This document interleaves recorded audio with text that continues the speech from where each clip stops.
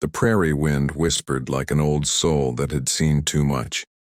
A single lantern flickered inside the broken-down cottage at the edge of Dakota Territory, its dim light no match for the weight of grief inside.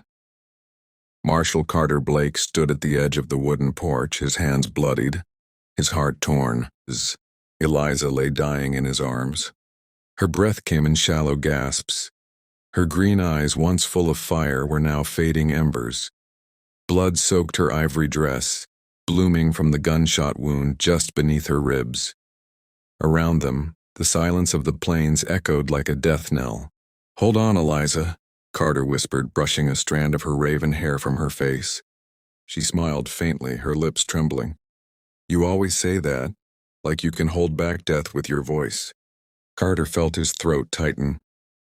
"I would have taken the bullet for you, I should have." She reached up, fingers shaking, and pressed something into his hand.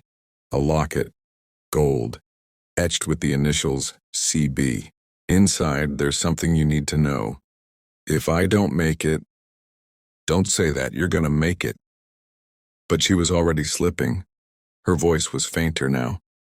"Find her." With that final word, her body went still. Carter held her close, his jaw clenched.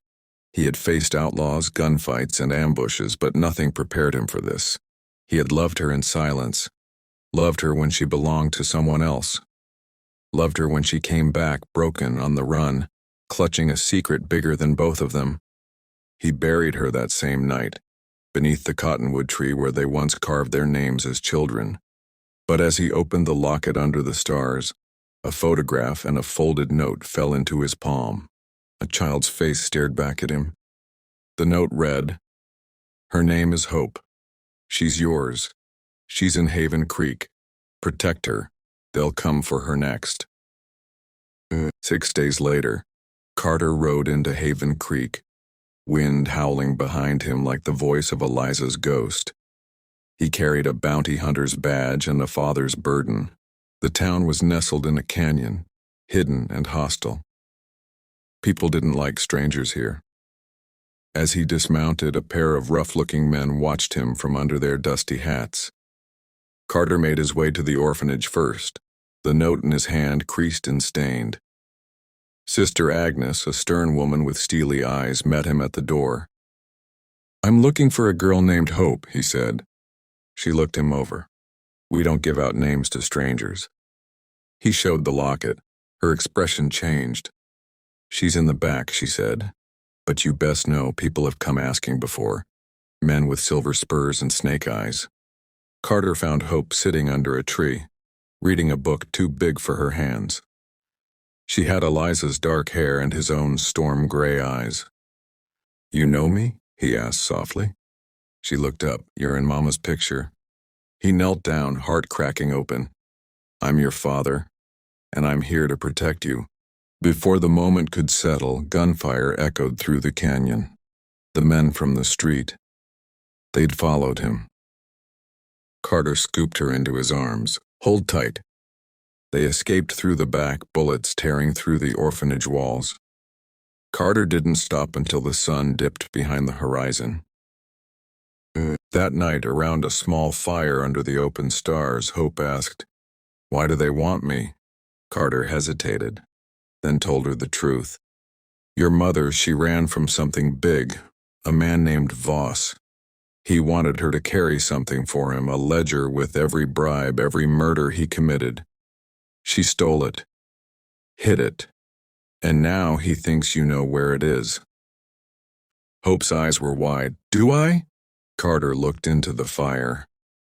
"I don't know, but I'll die before I let him touch you." To be continued.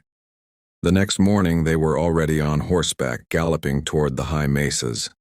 Carter had one plan: get Hope to Sheriff Danner in White Bluff, the only lawman he trusted. Voss had bounty hunters in every town. Time was running out. But halfway through the pass they were ambushed. Gunshots ripped through the narrow trail. Carter pushed Hope behind a boulder. He returned fire, dropping 2 riders, but one bullet grazed his arm. Hope trembled beside him. "They won't stop, will they?" "No," he said, loading another round. Not until we end this.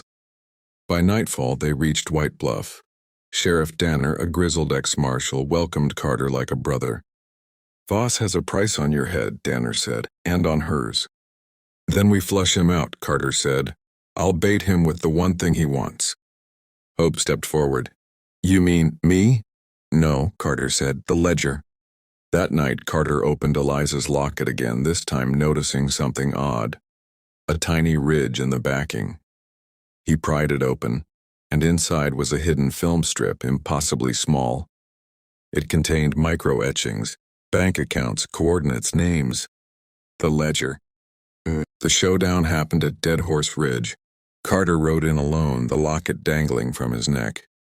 Voss was waiting, flanked by hired guns. "You should have stayed out of this, Marshal," Voss said, stepping down. "But I guess blood makes fools of us all." Carter tossed him the locket. "There's your ledger. Let her go." "She's not even here," Voss laughed. "We already took her." That's when gunfire lit up the night. Danner's men emerged from the rocks. Hope, safe behind a wagon, fired the first shot with her mother's old pistol. It was chaos. Carter took a bullet to the shoulder but kept moving, dropping Voss's men one by one. Voss tried to run, but Carter tackled him at the cliff's edge. They fought, brutal, bloody. Carter finally slammed the man's head against the rocks. "You'll never hurt her again." With that, he let him fall. 2 days later, in the same cottage where Eliza died, Carter and Hope sat beneath the cottonwood tree. He placed a second name beneath the first, carving Hope Blake just below Eliza plus Carter. "What now?" Hope asked. "Now," Carter said, pulling her into a hug. "We live." Eliza's secret had survived, but so had her love. And in the arms of her daughter, Carter found a reason to keep going. The West was still wild, still dangerous. But for the first time in years, Carter felt like he'd won. Because sometimes the most powerful legacies aren't in ledgers or legends. They're in the people we fight to protect.